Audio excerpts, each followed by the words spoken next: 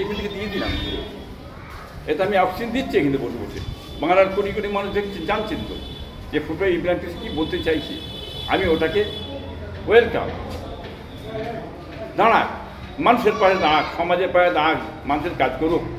কী মনে সত্যতার উপরে দাঁড়িয়ে, সমাজে দাঁড়িয়ে, ন্যায়ের উপরে দাঁড়িয়ে সমাজের কাজ করুক, মানুষের কাজ করুক, এটা আমি চাই।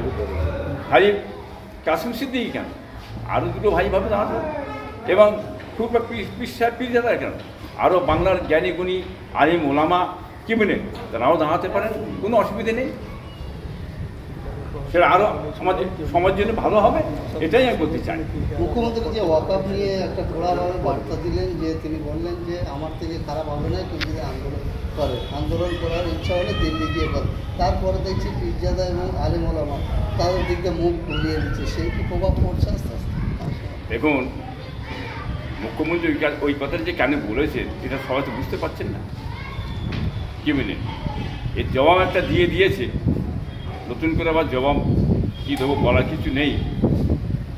ওই যে অকাবলি একটা বড় বিকেটে মিটিং হবে এটা একটা হাওয়া তুলেছিল, ভিতরি খুব চক্রান্তশালী ভিতরি আছে, কিছু ভিতরি আছে, মুনাফিকি চাল তাদের আছে।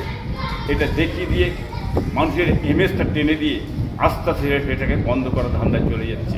এটা বুঝতেই পারছে বাংলার মানুষ কারা আছে, এবং তাদের কাছ থেকে একটু আমরা দূরে থাকি।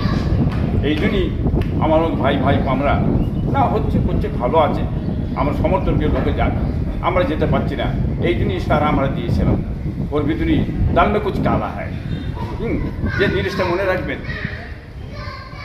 আসানুল্লাহ শিমুলতলা, হ্যাঁ, মৌলানা আসানুল্লাহ সাহেব, সে আমানুল্লাহ সাহেব, সে জিনিসটা ভেঙে বলে দিয়েছিল। ভিতরে যে কথাটা বলেছে, কথা তো কাটার নয়, ওই সঠিক কথাটা বলার জন্যই তো মাথা গরম হচ্ছে এখন। মাথা গরম কিছু হবে না, সঠিক কথা হ্যাঁ আমানুল্লাহ বলে দিয়েছে। কি বলি, আমরা যদি মহব্বতের ছেলে সে হক কথাটা বলে দিয়েছে, বেড়ে কিছু মাথা গরম। একটা কথা মনে রাখবেন যে ওয়াকআপ নিয়ে বলছে আমার চেয়ে খারাপ আর কেউ হবে না, মুখ্যমন্ত্রী সাহেব বলেছে। হ্যাঁ, বাংলায় চুপ করা যাবে না।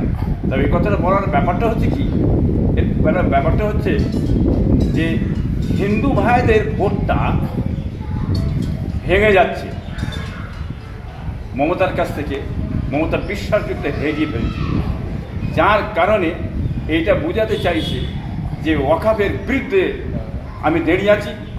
হিন্দু ভাইরা জানে ভোটটা হিন্দুদের, ভোটটা আমাকে টানতে হবে কলে কৌশলে, যার কারণে হিন্দুদের ভোটটা ব্যাকফুটে না চলে যায়, বেরিয়ে না চলে যায়, যাতে আমার প্যাকেটে আসে, ভোটটা আমাকে দেয়। যার কারণে এই কথাটা উনি বললেন যে ওয়াকআপ নিয়ে যারা আন্দোলন করবে আমার চেয়ে খারাপ আর কেউ হবে না।